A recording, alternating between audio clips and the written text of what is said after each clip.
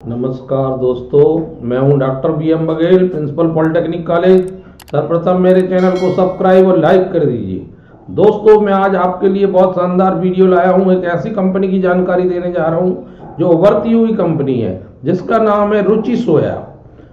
दोस्तों, मध्य प्रदेश जो है सोयाबीन प्रदेश के नाम से जाना जाता है। यहाँ 80% सोयाबीन का उत्पादन होता है।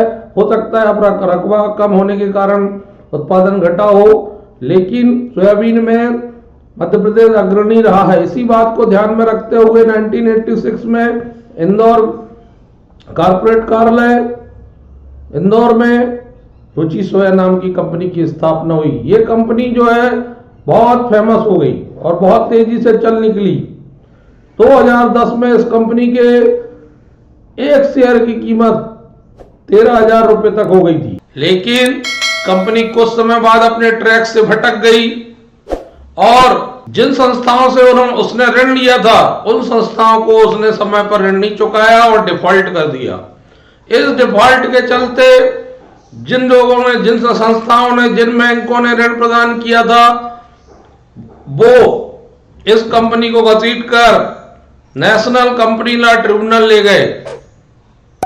जब यह और रिजर्व बैंक ऑफ इंडिया ने भारत के बहुत सारी कंपनियां व्यवसाय को बिल्कुल डिफॉल्टर की सूची में डाला था, उसमें इसका नाम भी शामिल था।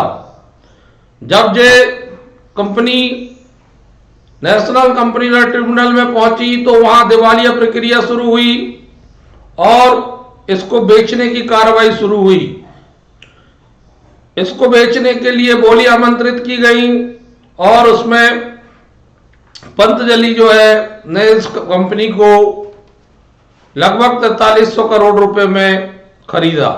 पतंजलि का नाम जुड़ते ही इस कंपनी को पंख लग गए, क्योंकि आप जानते हैं पतंजलि अपने आप में एक बहुत बड़ा ब्रांड है। बाबा रामदेव की कंपनी है और बाबा रामदेव अपनी कंपनी को आगे बढ़ाने के लिए सतत प्रयास करते रहते हैं। तो दोस्तों, जब ये कंपनी का शेयर 16 रुपए 90 पैसे चल रहा था और जब बाबा रामदेव के पास ये कंपनी आई तो इस शेयर ने 1543 रुपए का हाई बनाया 2020 में। लगभग 8,000 गुना रिटर्न दिया और इसके बाद 2020 में ही उच्च मूल्य से फिसलते हुए इसका शेयर 446 रुपए नीचे तक भी आया।